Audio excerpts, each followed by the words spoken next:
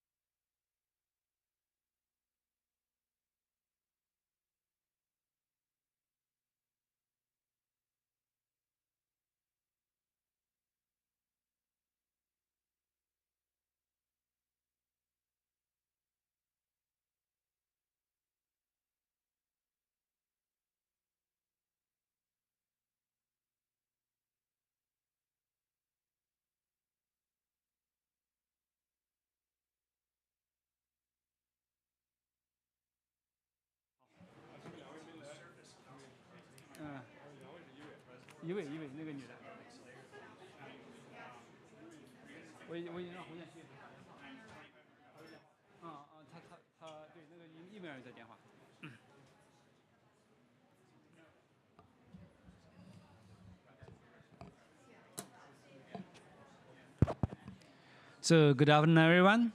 It's already past 5 o'clock, and it's my great honor to be here. I'm the moderator of this session from Global Ones, and I'm working for Shandong University from China in Qingdao. And thank you guys being here. I think it's a dinner time. Everyone being here is fascinating for science. Today, this session is about the ocean negative carbon emission for mitigation of climate change. I will host this session and with 6 speakers, and 2 of them will gonna have the speech online by the video. And firstly, I would like to begin to thanking the panelists for making time to participate in panel discussion. They are Professor Nianzhi Jiao, a member of Chinese Academy of Science, chief scientist of the Global Ones, and Jean-Pierre, the member of Academy European, research professor in Envoy in France, and also the co-chair of United Nations Ocean Conference in 2025. And we also get Louis Zhang, the member of Academic European, research professor in LV2, who is going to give a talk via video, and as well as Doug Wallace from Daihatsu University and the leading scientist of Miopar. And we have Adam Sabhas, the leading scientist from the Hui, and the leading science of Loch Ness. We still have another lady from Renforth. I think she's a little bit late. Maybe we got her a little bit later. For now, I would like to invite Professor Nianzhi Jiao to share the opening remark. Please. Pointer? Yeah. Just here.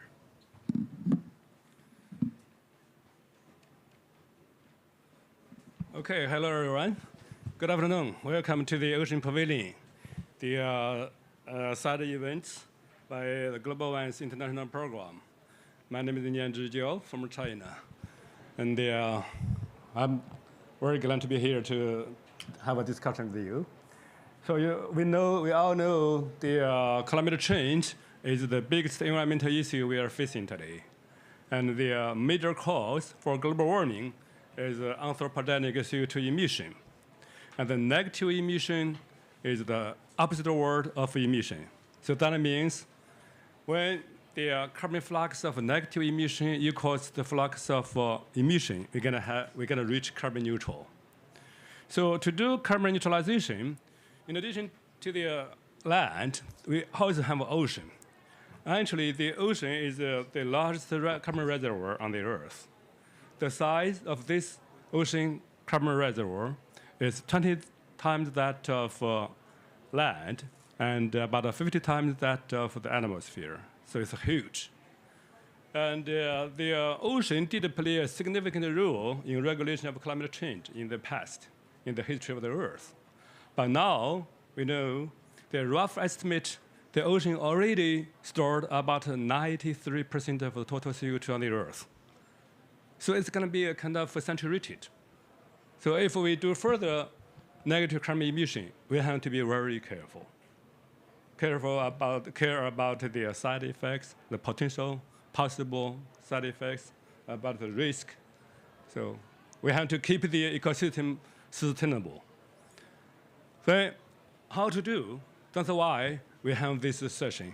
We have this experts here. Of course, many experts on the floor. So I think we would look forward to the talks and also the discussions by the expert and also you. Thank you. Yeah. Thank you, Professor Jiao. It's a very nice speech. So I think we're gonna move forward about our panel discussion. So Professor Jiao mentioned about the title of this session is Ones for Mitigation of Climate Change. So we want to know more details about the ones, how we do ones, what is the real, the scientific real of ones. We need more details. For the first speaker is Professor Jiao.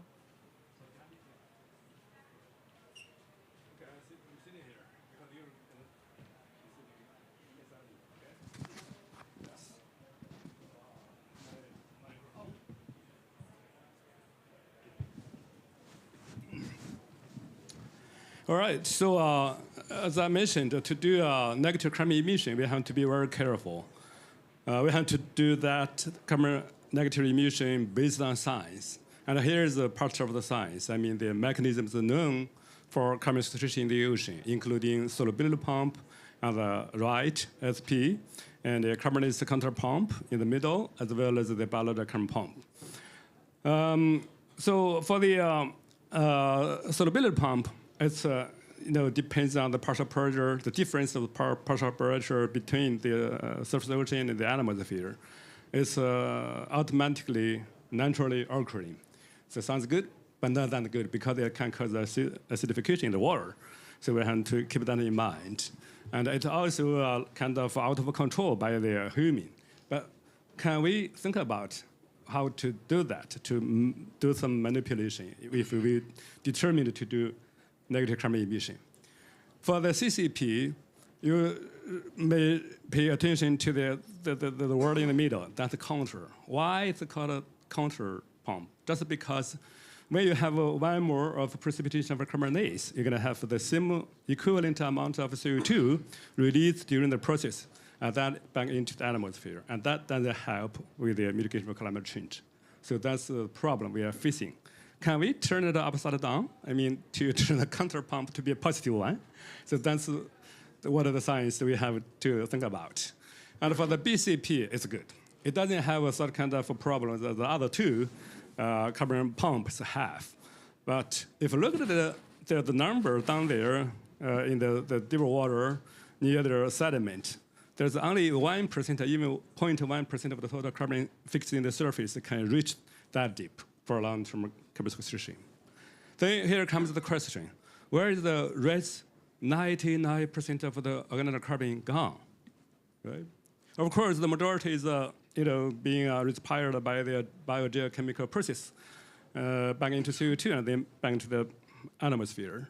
But still, there's another part, another carbon reservoir, which is in the dissolved form, and it's refractory. Or we can call it RDOC, refractory dissolved organic carbon, RDOC. And that pool is huge. The size of that carbon pool is equivalent to the total inventory of CO2 in the atmosphere. So that's we have to care about that. Scientists knew this carbon reservoir for a long time. And they also knew this carbon reservoir played a significant role in regulation of climate change in the history of the Earth. But we did not know how it was formed. About 10 years ago, we proposed a relatively new concept, which is called microbial carbon pump, or MCP in short. That refers to the microbial, ecological, and physiological process that trans organic carbon from labile states to refractory states. So being refractory, it's resistant to the further utilization by iota and respiration. Then it can stay in the water for a long, long time. And over time, this carbon pool can accumulate to be a bigger one. So that's the relatively new concept, which is called MCP. Now, in this international program, we're going to make good use of all of these carbon pumps. So our hypothesis is there could be interactions and even synergetic effects of BCP, CCP, MCP, and SCP. So they are occurring naturally, even simultaneously.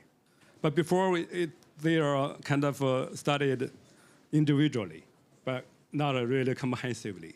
So that's what we think we should study the interactions between them like this. And if we understand the process and the mechanism behind the phenomena we observed, and we could understand the conditions to regulate the process. And then if you can control the boundary conditions, you could reach maximum output of carbon in the form of organic and inorganic, by biotic and abiotic processes. So that's just like what's happening in the history of the world. I can show you evidence. Like these rocks, these black rocks, yeah, they're rocks. But if you look at them under the microscope, you will find they are really induced by microbes. And you may also want to see what's currently, can you show us? Yes. These are the images under the microscopy. You can see the carbonates and also the microbial processes. It's moving, but very slowly. But anyway, trust on me. Okay, so now how to apply these 4 carbon pumps? I mean, the biological pump, B, carbonate counter pump, and then the C, and M, microbial carbon pump, and the solubility pump together. I would like to show you a potential best practice in the field to apply these 4 carbon pumps, or BCMs in short. And I think that could be a smart approach. So first of all, it's based on the 4 carbon pumps. And then the BCM has another meaning. If you look at it in the internet, you will find that's mean business continuity management system. So that means that we have to care about the environment, care about the side effects. Yeah. So to keep things going on without much problems, I mean, sustainable development. So that's really very important. And you do things specifically and also manageable, achievable, realistic, and transparent. That's the smart way. The initial makeup is smart. So I think apply the BCMs in sea farming area is a smart approach. I don't know if I have time to interpret the details. If how 1 or 2 minutes I can go through this. Yeah, go ahead. Okay, so this is a diagram showing the process to apply 4 carbon pumps in the sea farming area. We know sea farming is a marine industry. It's very important for food, for also employment, and because of the land, the farming on the land is limited. So sea farming is a kind of a way provoked by the UN. And however, in the sea farming area, you could also have an environmental problem. Like here, you have eutrophication, hypoxia, water acidification down there in the deep near the sediment. So what we're going to do is apply artificial upwelling driven by clean energy, salinity, for example, and bring the deep water with high nutrients up to the surface for efficient photosynthesis by the seaweeds and the microalgae. So this way, you release the high nutrients down there in the deep and provide the cells and the seaweeds more nutrients for carbon fixation and following carbon sequestration. And this way, you release the bomb of the nutrients down there. I mean, otherwise, if it's stirred up by a storm, suddenly stirred up into the water, it really can cause a red tide, things, so it's really a disaster. And meanwhile, the compositional water can go down with a high oxygen to mitigate the hypoxia issue. So that's the one stone with two birds. Kill two birds with one stone. I mean, while you increase the carbon sink, you also remediate the environmental issues. So you can continue to do a further application for the four compounds. I mean, in the aquaculture field, the seaweeds can release lots of high molecules compounds, like polysaccharides, for example. That can be a nuclei for the POC, for aggregates, right? And then from, if it's processed by the MCP, that's refractory. So that are preserved. And also help the BCP going down with a larger flux. And if you really got a bloom, you can apply like hydroxyl radical, for example, to kill the cell. I mean, to break the DNA, but leave the cells intact. And then you apply clay to gather them, to drag them down together for aggregation process. And then you can enhance the BCP process again. And if you want to put some alkaline minerals like olivine, yes, you can enhance the pH. In the aquaculture area, if the photosynthesis is really strong, it can increase the pH from 8 to 9, even to 10. And what's happening in the Chesapeake Bay naturally by the seagrass, it's already observed. And then you can see the carbon precipitation as a kind of a positive compound. I mean, without much CO2 release and with lots of carbon precipitation down there, you can see the floor, it's white, right? So I don't have that much time to go further details, but we still have time for discussion later on. So I would like to stop here. But before I close, I would like to show you the science education. One of the courses is called Habitable Earth. This is an open course for everybody. Although we have people in the class, that's about 200 people in the class, and we also have more than thousands on the internet. So they are registered for free, and we invited distinguished scientists to give lectures at the class. And it was in English, in Chinese, but we're going to put it in English. Sorry, but this is a kind of AI, mimic my voice, but it doesn't work here anyway. I mean, when you travel, they can teach the students on your behalf. The students cannot be, feel alone. Anyway, so we're going to have some summer schools with other partners like the UBC. For last summer, we have tried one. And here, we discussed with the Rama from Hui, so all possible. And finally, this program, Ocean Negative Carbon Emission Program is open. So all of you are welcome to join us. And we possibly, very likely, we have a kind of funding pool for you to apply for research projects. Thank you so much. Okay. Thank you very much, Professor Jiao. It's a very comprehensive study. The perspective as a global ones. The aquaculture is not just in China.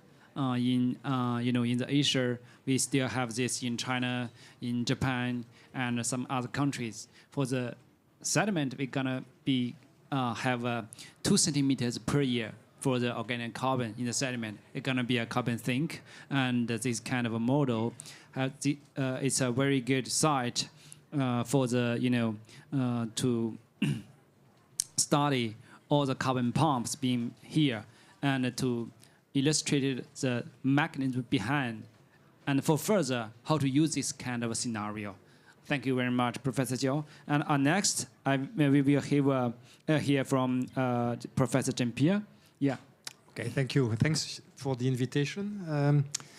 I stay on this slide to tell you that ONCE is also global ONCE, and I'd like to say that it is one of the projects of the UN Decade for Sustainable Ocean, and there will be a meeting next April organized by IOC UNESCO in Barcelona.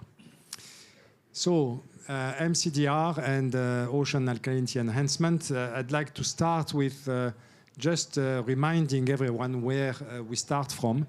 As you all know, the Paris Agreement says that one needs to keep the global average temperature increase to below 2 degrees and as close as possible to 1.5 degrees above pre-industrial. What does that mean?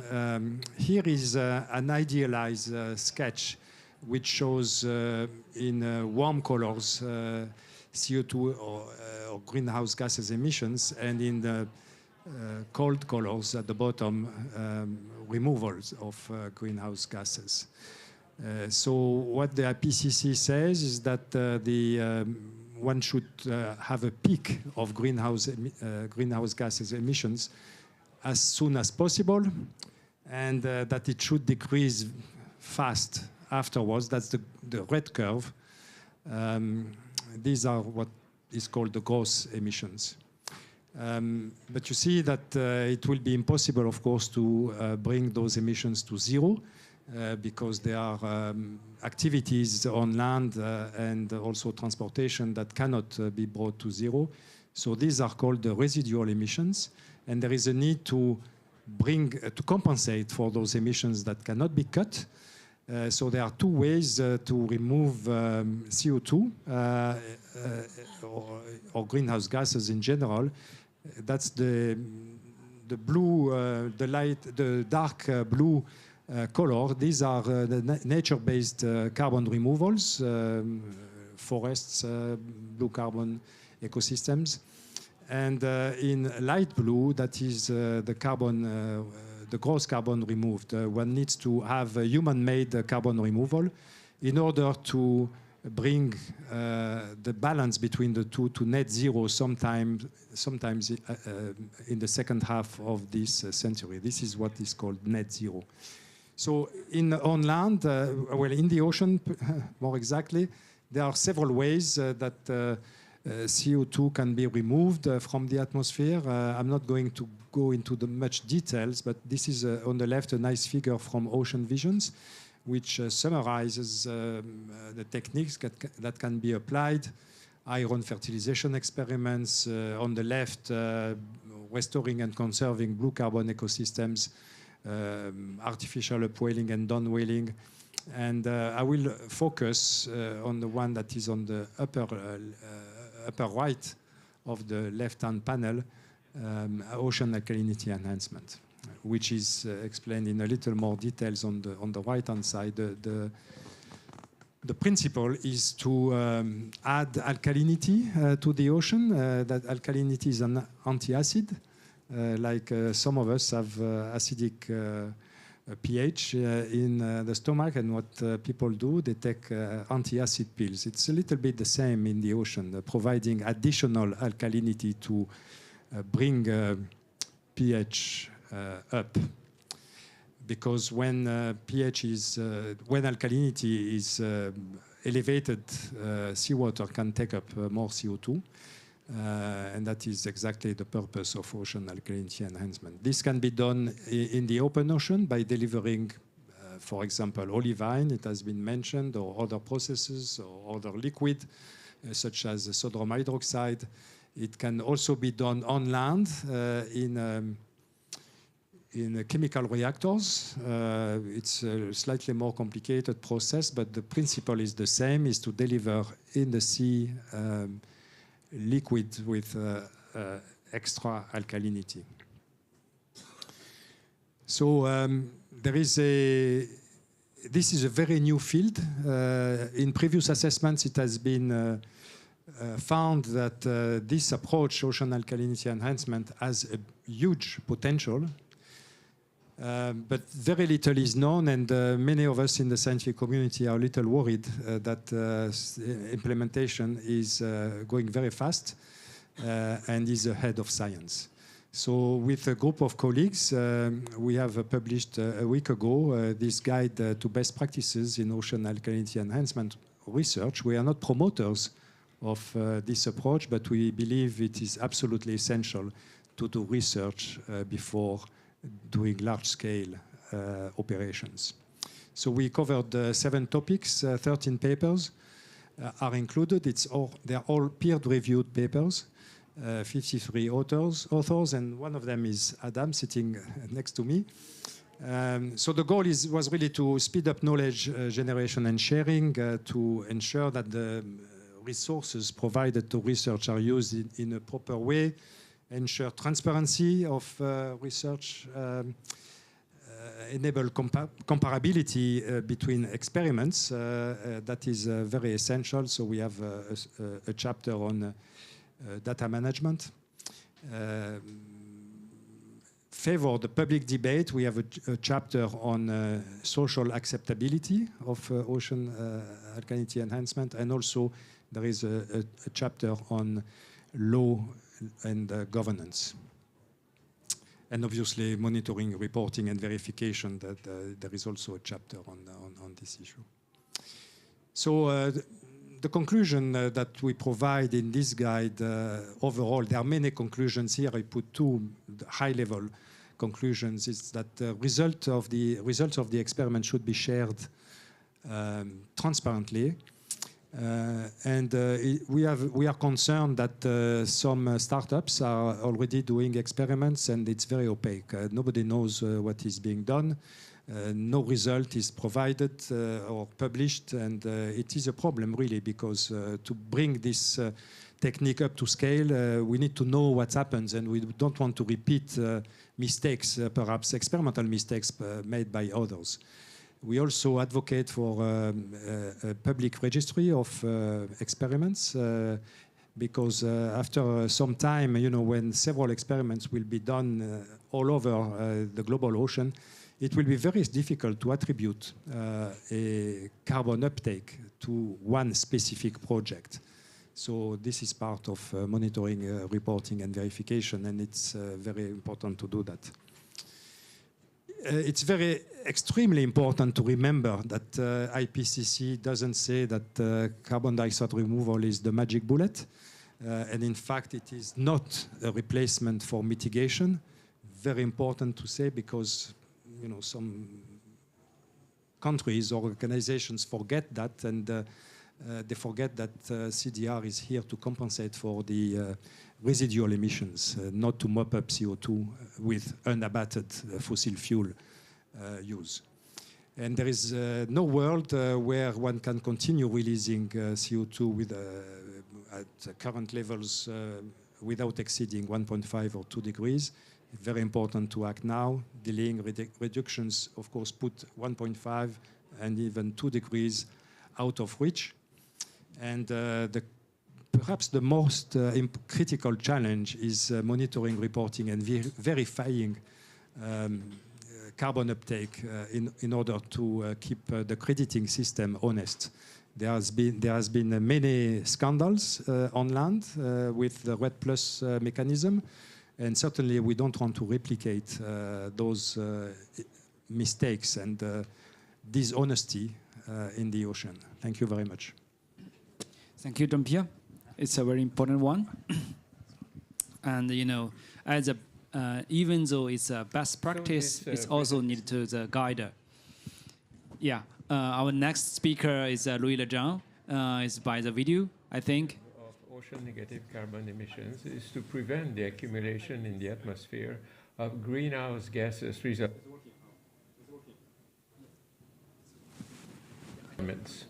And the objective of ocean negative carbon emissions is to prevent the accumulation in the atmosphere of greenhouse gases resulting from residual carbon emissions, and such techniques require the implementation of monitoring, reporting, and verification. This presentation deals with the monitoring of one's deployments in the open ocean, and is based on a recent publication of which I provide the reference at the end of this presentation. So monitoring is essential in order to quantify the effectiveness and durability of carbon storage resulting from open ocean deployments and to identify environmental impacts. And thus, the objectives of a future open ocean monitoring system are detection, attribution, and determination of side effects. So the purpose of detection is to quantify the amount of carbon sequestered in the water column, which will require the estimation of metrics that document both the amount of carbon removed based on models that will assimilate in situ measurements of carbon system variables and the durability of this removal, that is a long-term indicatable air-sea CO2 exchanges. So the purpose of attribution is to assign the carbon sequestration solely to a particular deployment. And it will thus address the proportion of carbon sequestration that can be attributed to a given deployment, even if there are contributions by other drivers within the carbon cycle. And it will involve advanced modeling capabilities that simulate the state of the coupled physical and biogeochemical ocean and its modification by the deployment. And finally, the purpose of determining side effects is to identify and quantify ecological impacts of the deployment and ensure that they do not exceed the impacts expected from the pilot studies. And this will require ecological variables in at least monitoring such variables in at least the upper 1,000 meter as well as deeper, including at the seafloor, where benthic system will be affected. So unacceptable ecological side effects, acute or chronic, may lead to the termination of the deployment. So future deployment should take into account various constraints concerning model validation and additionality. And first, extensive validation of models will be needed well in advance of deployments and during deployments. And in cases where model validation could not be undertaken in advance, the result of model simulations with and without deployment could be compared with observations made in the deployment region and one or more control regions. And failure to implement either pre-deployment periods or control regions will make attribution impossible and therefore compromise the monitoring of all deployments in a given ocean region. Second, additionality is a requirement that the next increase in the air-sea CO2 flux due to a deployment, based on detection and attribution, exceeds the flux in absence of this deployment. So monitoring for additionality will be especially challenging as the change in next carbon flux into the ocean and the magnitude of carbon sequestration caused by a deployment will be very small compared to natural air-sea carbon fluxes and the magnitude of the ocean carbon sink. So to take into account the fact that open ocean deployments will be in remote locations, we're discussing here the open ocean, and also to meet the carbon sequestration target will require a monitoring system with at least the following characteristics to efficiently address the three objectives. We will need calibrated sensors on autonomous platforms, that is satellites and in-situ robots, such as BGC Argo floats, sampling over large surface areas to address horizontal eddy diffusion and transport, recurrent long-term measurements commensurate with the duration of deployments, which could be forever, and quasi-simultaneous estimates of air-sea CO2 exchange and concentration of the various species of inorganic and organic carbon from surface to depth to monitor the fate of the additional carbon. And finally, combination of satellite remote sensing and long-term regional in-situ measurements performed with autonomous robots. So the deployment will aim to sequester carbon in the ocean at the gigaton scale, annually and indefinitely, which will thus create a new ocean reality. And more information on the monitoring of such large-scale and long-lasting deployments in the open ocean can be found in the following publication, which was very recently released. Thank you for your kind attention. Thank you, Louis, for sharing the valuable insight. For our next is Doug Wallace. You know, it's MCDR, especially for the OAE, is very popular now. So we're gonna have a talk from Doug Wallace from via the video too. How does this work? Does this work? You know, we worked before. Sorry. Being stuck. Sorry about this.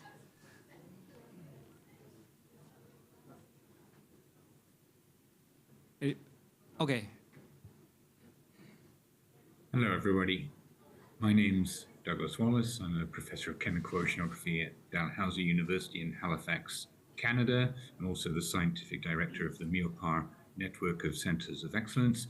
And I want to thank the organizers for giving me this chance to present some ideas on how research into ocean negative carbon emissions or marine carbon dioxide removal can be organized. And this work is, of course, work done by my own group, but also many other collaborators at Dalhousie University, and also our industry partner is involved in Planetary Technologies and funded by several funding agencies. I want to especially acknowledge the Carbon to Sea Initiative and NSERC in Canada. So there's a rapid push on to push forward with the research into MCDR, including from the private sector. How can science respond? What type of research is needed? And how can it be organized? And we've got a pretty extensive program going on here in Halifax, some of it supported under the Alkaline Project, and a research program into ocean alkalinity enhancement, which is supported by Carbon to Sea. And this is an international, multidisciplinary, multi-scale, multi-partner initiative. It's not got every conceivable aspect of research in it, but it's got a lot. And the question is, how do you organize this? How do you bring all these different types of activities together to provide a sort of coherent research framework? And one idea, which certainly is going to be pursued by the MIOPAR network, is the concept of living labs, which is a concept which has developed been used in many fields like IT research and planning, research into planning, into social science. But a living lab is sort of a physical region, or it can be a virtual reality or an interaction space where different research partners can come together with all manner of stakeholders, including the public, to collaborate for the creation or the prototyping of some new technology or some new service or product. I think this concept can work very well for the research needed into marine carbon dioxide removal. It requires infrastructure, shared infrastructure, a long-term perspective. It has to involve the end users, should ideally be in a natural setting. All of these characteristics of living labs apply as well to marine carbon dioxide removal research. And here in Halifax, we have a small fjord, Bedford Basin, which I think in many ways is turning into a living lab at the moment for ocean alkalinity enhancement. It's of manageable scale, about 8 kilometers long by 70 meters deep. We can potentially measure the inputs and outputs. We can repeat experiments there, and the public can be involved in the research. They can certainly view it, and if they want to get involved, they can get involved. And this is where we're actually doing work in partnership with Planetary Technologies. Planetary are involved right now in pilot scale additions of an alkaline substance, in this case magnesium hydroxide, through a power plant outfall. And the independent research of our group at Dalhousie University is working in parallel with that to do measurement and modeling to see if we can improve approaches to monitoring, reporting, and verification, and also do some impacts research. This field's moving really fast, and the speed of the development is a real challenge to the research system, requiring, we believe, partnered yet independent research efforts that are coordinated. So Bedford Basin is a pretty good place to do this. We know a lot about it. There's been a weekly time series there since about 1992, and in more recent years, we've collected a great variety of data, including microbial diversity data, inorganic carbon data, dissolved gas data, all manner of data have been collected. And we also have, thanks to the work of Katja Fennell and her co-workers, a pretty good modeling framework for looking at coupled circulation biogeochemistry in the basin. This has been tested and refined, making use of the large amounts of data available, and has been validated most recently with dye tracer studies, so we can start to get a prediction based on forecasts of where alkalinity will go when it's added in the harbor. So this is a sort of an essential tool, and it's been recently described. This work's been recently described in a nice news article in Science, came out a couple of weeks ago. So if you're interested in knowing more, please hunt out this article in Science, which tells all about the research we're doing here. I just want to emphasize again that this concept of a living lab, which can foster and support multi-sectoral research involving many, many partners as well as end users, whether that's government researchers or government regulators, university-based researchers like us, industry, as you can see, planetary technologies, but also sensor technology companies can work in the context of this living lab to develop new technologies needed for studying processes or technologies associated with marine carbon dioxide removal. So do like to think this concept of living labs can play a great role in supporting and enabling the research needed in the near future for ocean negative carbon emissions, the research associated with that. So thanks for the opportunity, enjoy your meeting, and I hope the COP28 brings some major steps forward. Bye-bye. Yes, thank you, Doug. Yeah, we can talk more about this by video next time. Next, we catch up with Adam.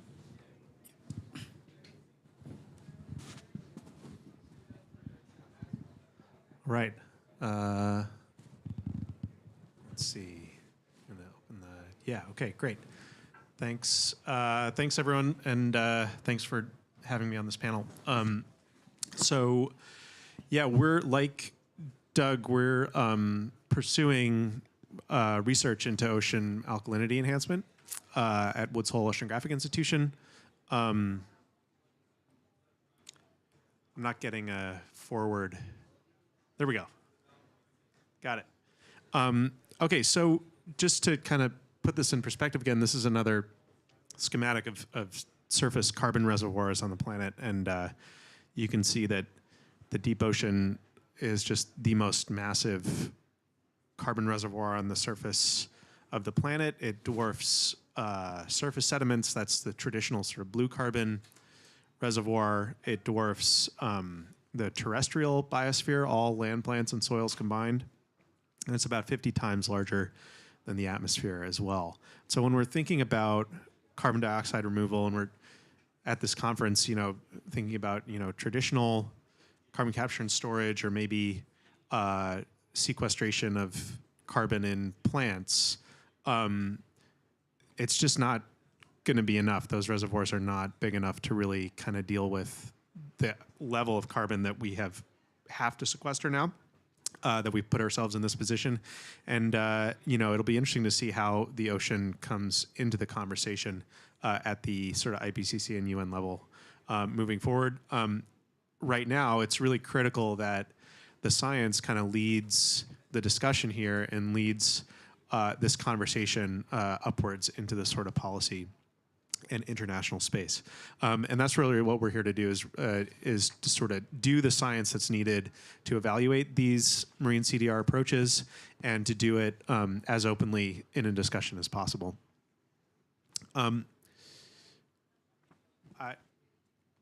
Okay, is there just a really big delay here? There we go. Okay. Oh, geez. Okay, so what is ocean alkalinity enhancement? Ocean alkalinity enhancement may have the potential to accelerate the ocean's natural ability to safely and effectively take up CO2 while balancing the ocean's chemistry at the same time. And really what we're talking about here is, like Jean-Pierre said, we're talking about TUMS for the ocean, an antacid. This necessitates adding material to the marine environment. So we're talking about, things that would fall under the London dumping protocol, for instance. And these materials might help the ocean to, one, store more carbon, and two, potentially locally offset ocean acidification as well. So it has these dual effects. I'm using words like might and may because we really don't know what these look like at scale, and we really need the research to investigate these. And this research that obviously Doug and the Alkaline Project is doing, and we are as well. So at Woods Hole Oceanographic, we are also pursuing science to advance our understanding of ocean alkalinity enhancement. This is the Loch Ness Project, as we call it. So this is locking ocean carbon in the Northeast Shelf and Slope, where scientists love our acronyms, as does the UN, I think. So really, what this is a multi-pronged research project, putting WHOI's expertise of bringing science out into the open ocean to work. There's an engineering component, so gaining practical experience from deploying alkalinity from ships. There's the sort of chemical and biological oceanography, so developing monitoring, reporting, and verification frameworks, and environmental impact frameworks as well. And we're pairing these experiments with regional ocean modeling to sort of get a robust assessment of ocean alkalinity and enhancement in the region. We also are funded by the Carbon to Sea Initiative, as well as matching funds from iconic ocean collabs, and also funding from the National Oceanic and Atmospheric Administration. This research portfolio sort of covers 4 institutions and about over 20 personnel, with myself as a lead PI. I'm just going to wait and see if this moves forward. Didn't do anything. So can you help us? Oh, okay, thank you. So what do our in-water experiments look like? We're talking about adding liquid alkalinity, in this case from ships. We'll be tracking that alkalinity again with a dye tracer. So I really encourage you to look up that science article that just came out. It covers some of what we're going to do as well. We're kind of throwing every scientific tool we have at this. We're looking at both the CO2 efficiency, so how efficient carbon gets taken up into the surface ocean.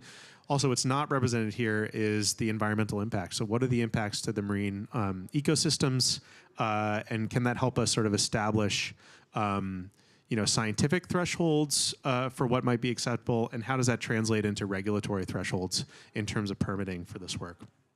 We're actively working with the EPA in terms of permitting. And again, several people have stressed this, Doug and Jean-Pierre, the science, that the industry is moving very fast. Obviously, we know we need to reach gigaton scale carbon dioxide removal in the next few decades. And, the science has to keep up with this, but it also really has to lead the way in sort of directing how this gets implemented in the ocean, and really keeping ocean health at the forefront here. So with that, I'll end there. This is a QR code for our website for a project, and thank you all for listening. Yeah, thank you for the speech, Adam. When I've been here, I see a very nice video in that room. Yeah, I think maybe I can do this, but when I spend several days being here, I think, we have to do this together. Yeah, thank you, Adam. Our next speaker is Winfried, the Chief Executive Officer of TIMO, Environmental Ambassador of Tanzania, Vice President Office. Time is yours. Okay, thank you for inviting me on this valuable presentation. Thank you very much. My name is Winifrida Shonde, the team leader of TIMO. TIMO stands for Tanzania Environment and Empowerment Movement. We are dealing with environmental issues in our country. For this session, I'm just going to add up because many of the things are just already talked by Professor here, directors. But for us, TIMO as an NGO in our country, and I know I'm going to present many countries which they are doing what we are doing, is that over 13 years, we focus on that community in the ground. So we have been working with the coastal community people who really depends on ocean and marine environment for their daily livelihood. So upon this discussion which is going on here is what we were looking for and focus. I know once ocean negative carbon emission, it can be achieved without this kind of collaboration. And as we know that ocean have no boundaries. So if initiative will be done in our specific countries, professionally, as the way we want, we are going to reach this target which we are talking here about at large. So as NGOs and many actors which we are doing in our country, especially Timor, we are just working with this community to see what they lack, what they need, and what they want in their home country on the specific environment. And I'm very humble and I'm very happy to see what they lack on the field, which they are just talking about like experience, is what we call here a science, or what we call here maybe what the gap is missing. Especially, maybe I can just go specifical. Number one, we really need to educate and to give awareness to this community. We are doing in small scale, but I'm sure for this initiative and this involvement, what you're doing, then the impact is going to be seen. And number two, which I have seen and I have witnessed, is we really miss, there is more than research which is needed to the ocean. There are a lot of things, especially on the marine environment, which we really need to go further to see how are we going to keep on saving this ocean. Especially for, as a reference, I have working with seaweed farmers, for instance, over years. And you see they have like experience that, oh, you know, this kind of seaweed, it can resist even the climate challenges. You see, but it appears those species, indigenous species, they disappear and they just even lack that kind of the seaweed. If we could get maybe scientists and more effort to this kind of the things on this remote area where they really depends on the ocean, I'm sure we are going to save two things at once. One, we are going to save the environment and to be sure of the tomorrow for that specific ocean. But two, we are going to save this livelihood of these people who are depending on that ocean over years. So I'm just here calling also with this panel, calling this initiative to be keep on joining together.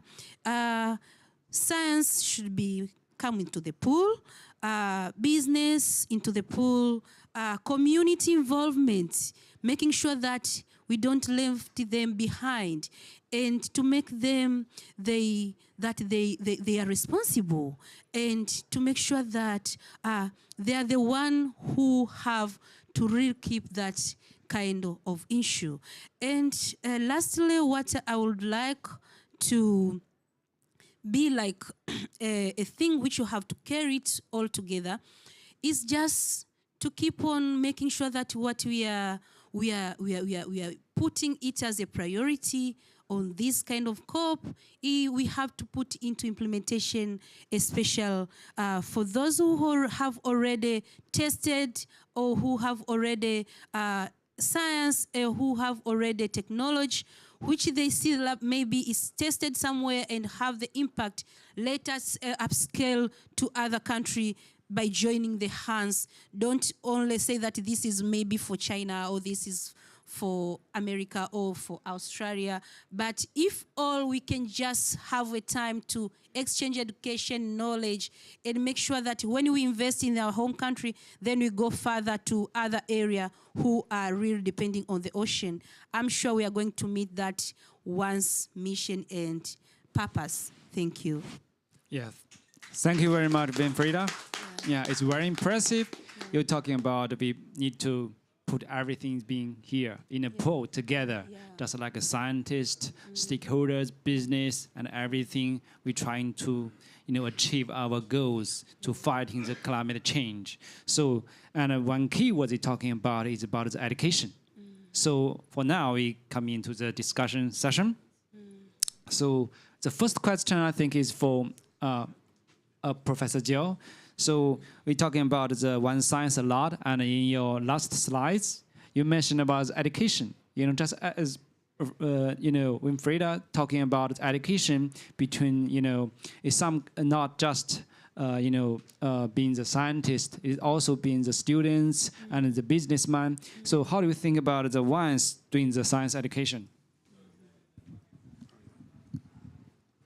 Okay, thank you. That's a good question. It's a very important issue. And actually, in the Global Science program, we do have some plan for science education. Number one, to make the course, the common course, the Habitable Earth, make it available in Chinese and English and open to all over the world. So that's one. Number two, to support the students' exchange with the outside China, including developed countries and the developing countries. And third, to establish some fellowships for early career scientists to go to international conferences like this. The COP 28 and 29, 30 is going on. So as well as the Ocean UNOC 2025, which is a very important conference. So we're going to support young scientists from developing country, and maybe also senior scientists from a developed country if they have, this can be an honor. We do have the funding pool for that kind of support. That's for education, and we also have some funds for research scientists. We're going to open very soon for research proposals. Thank you. Okay, thank you very much, Professor Jiao. So I want to follow in this kind of line about education. So we do have the science, education mechanisms and the system in every country. But what the scientists do have to go to the public. So my next question is for Jean-Pierre. It's about how will explain the the OAE to the general public as a term of education. Thank you. Well, in fact, the analogy that Adam and I have used, I think it's a powerful one. It's an antacid. So, you are sick in your stomach because you have too much acidity, and you want to compensate with something that is an antacid. And explaining that using this process in the ocean enables the ocean to store more CO2, putting it in the mild form that doesn't go back to the atmosphere, and that is hopefully is not detrimental to marine life. But that there is what I like to emphasize always is that there is quite a lot of uncertainties on a lot of issues, and that research is absolutely needed before large-scale use. Yeah. So my next question is for Adam. So you are, a very famous scientist about the OAE. So in assessing the effectiveness of OAE, how can we, visually, give this impact? So what method and tool can be employed to monitor this efficiency? Well, I wouldn't consider myself famous, but thanks for that. Oh, great. Yeah, I'm on stage, right? Yeah. So the monitoring is really critical. We've kind of stressed, I think Professor Legendre kind of went into how this might get monitored. I also do think that we need to be monitoring for environmental impacts, and this monitoring really does need to be transparent. I think this is really important not only for us for carbon accounting, but also for education, right? I mean, we have to make sure that the public is aware of what's happening and that they're part of this conversation. We bring the community along with us. I think it's a real challenge because a lot of these impacts are going to be felt locally with the promise of some very sort of diffuse distributed good that's going to be very hard to measure and quantify. And it's going to be really challenging, I think, to get people on board with that. And so education, I think, is a really critical part. And thinking about how these monitoring frameworks can be used to educate the public in terms of ocean science, ocean observing, and ocean ecosystems, I think, is something that we should be paying attention to. Thank you very much. Okay. So we got a quick question for Winfreda. It's about, so what kind of a barrier you're talking about between the science and business? Very one quick question. Oh, okay. The barrier between science and business, I think any investors or any business which have to be conducted should first put science on the bucket so that the scientists can give the guidance that if you want to do this, also you have to consider this. And a real example is, I just go to the thing which I'm dealing with every day. That's why I can repeat on the seaweed farming. If you want maybe to do to do fishing, or you want to do like seaweed cultivation, it really also need you as a businessman to consider that before dealing with just getting the product of the seaweed, you have to consider about also to put in your agenda issue of awareness in your business cost. You have to put the issue of specialists who are going to tell you how to make sure that this product which you are going to produce there to be sustainable. Also, you have to put that scientists who are going to see the research while you are doing activity on the ocean or on the marine environment to keep on observing the changes. Maybe from there you can just capture something which will not be potential for you, but you can come next call say that, oh, in Jibondo maybe, in Shole, in Tanzania, I found that this is the solution. Then all of us, we can just come up with a thing which will help us, all of us. But the problem is we are just focusing on how we capture, how we got profit, how we can just make that with the good knowledge, forgetting that science should be there. So that is the barrier which I see it should be in a collaborative way. Okay, thank you very much. I think time is limited. As the last, we will hear the closing remark from Peter Thomson. Yeah, time is yours, Peter.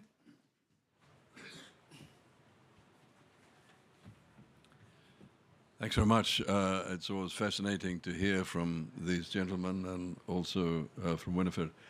We had this same presentation this morning across at the China Pavilion. And for those of you that weren't there, because I know from the audience that you weren't, we had the big screen like this, and because it was in the China Pavilion, the audience was all Chinese. We had English and Chinese, and the Chinese was being translated into English by artificial intelligence. That was shown at the bottom, artificial intelligence. Well, I'm happy to say that what was being said by the humans was very intelligent, because what was being said by the artificial intelligence wasn't so good. And whenever they said alkalinity, it said the alcohol community. And so when Professor Gattuso was talking about guidelines, I was saying, yeah, guidelines for the alcohol community in the ocean. I think we need some, actually. So anyway, it wasn't so bad after all. Hey, look, thanks so much. I have no doubt that the people that are on this stage and their colleagues, because I was with them recently in China, their colleagues from universities from all around the world are going to be extremely important to us all over the next couple of years, because this debate is only really getting going now about negative carbon emissions and how it affects climate change. the ocean's in trouble, which means we're all in trouble. Actually, the ocean's not in trouble. The ocean's always been there in whatever form and will be long after we're gone. It's we who are in trouble. And so that's why we're addressing this all so seriously now. And it has to be, we must remember this, it has to be universal. There's only one planet. And we have to get in, if there's deficiency in the South in ocean science, we have to create, we have to fill that gap and help those in the South who need to get on board with this. And so great to see Timo represented here. And I know that Woods Hole, that you do a tremendous amount of work in the South as well within partnerships. So this is a really important point I want to make, is that this is universal. And I was so thrilled in China recently to see the huge amount of investment that's going into this field, but also just generally the commitment to SDG 14 and the UN Decade of Ocean Science that is so prevalent in certainly the cities that I went to in Qingdao and Xiamen several times this year. So we're all in this together. We need to see that science for the ocean, what we want, why. That's the slogan, of course, of the UN Decade of Ocean Science. Why do we want that? Why did the UN General Assembly, 194 countries, wake up and say, hey, we need a decade of ocean science? It's because we realized that we were so incredibly deficient in our knowledge about the science of the ocean. We probably only know about 20% of what we need to know in order to make the huge planetary decisions that we're going to have to make around about 2030, which is why the decade matures in 2030. We're talking about geoengineering on pretty grand scale when we look at some of the stuff we've been looking at here. How much of this has been discussed amongst the international community? I'd say in terms of a universal forum, not at all, really. Other than being touched on at things like the launch of the decade. And the great news, of course, is that in April next year in Barcelona, we will be digging up in much deeper to this. But I'm recommending further action, and again, it has to be universal action, that we get together the best of our ocean scientists on the subject of marine CDR and produce a really robust international report, which can be discussed at the international level. And of course, the next really good opportunity at the international level is the UN Ocean Conference. Professor Gattuso has been appointed to put together a Congress of Ocean Science 4 days before the UN Ocean Conference. So I would see that report that I'm describing, that universal ocean science report, being presented there and robustly discussed at the Congress so that they can make recommendations on which of these technologies we find risk acceptable and worthy of further investigation and decisions about how to deploy.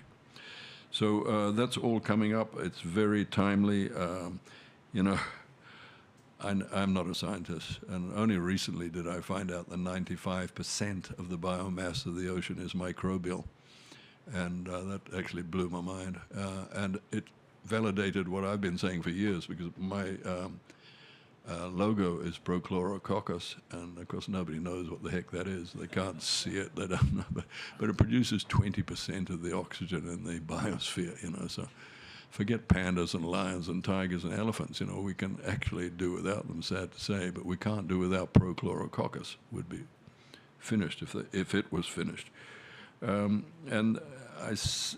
in calling for that greater ocean literacy, because we're not taught that stuff at school, we should be, in calling for greater ocean literacy, this term, refractory dissolved organic carbon, dissolved organic carbon. I can guarantee you that 99.99% of humanity has never heard that term, and yet we're told today that there's more carbon being held there than in the atmosphere. So I mean, let's get the science out there, folks. And you're the scientists. The humanity deserves to know this information. That's why I've been calling for this massive pivot in investment, the available investment funds towards two things: towards ocean science, because we need that ocean science to make those big decisions. And we've only got, according to the Ocean Decade organizers, about 20% of the finance we need to complete the decade's 10 pillars, program pillars. So we need that massive pivot of finance towards ocean science, And we need it, of course, towards a sustainable blue economy, because that is where our children and grandchildren have a secure future in that sustainable blue economy. And they need a secure future because currently we're on a road to hell. We're putting them on a road to hell. I won't be around when we reach 3 degrees, but my granddaughters will. And it just burns me up right now to think of them burning up at 3 degrees. So we've got to get off that highway to hell. You know, we have this tragic narrative at the moment of greenhouse gases going up there and causing that global warming, which is causing the death of coral. You know, no coral, 30% of the marine bioecosystems depend on coral reefs. So how can we have a healthy ocean if we don't have corals? And then how can we have a healthy planet if we don't have a healthy ocean? Well, you know, you got the narrative.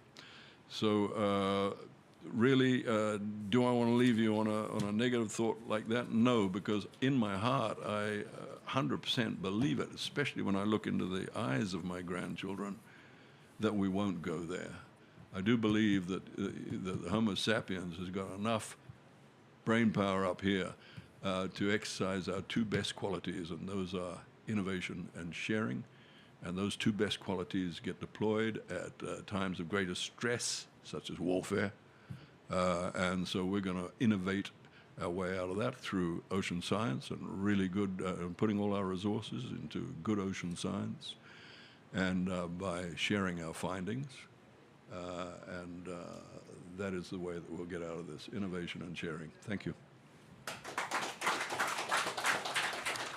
Thank you very much, Peter. It's a very for the remarkable closing, and sorry for the delay for 10 minutes. And thank you, everyone. A lot of familiar, face being here, and thank you for all the panelists, Professor Jiao, Jean-Pierre, Adam, and Renforth. Thank you, everyone. I think it's close. Oh, one last thing: the group photo. Yeah.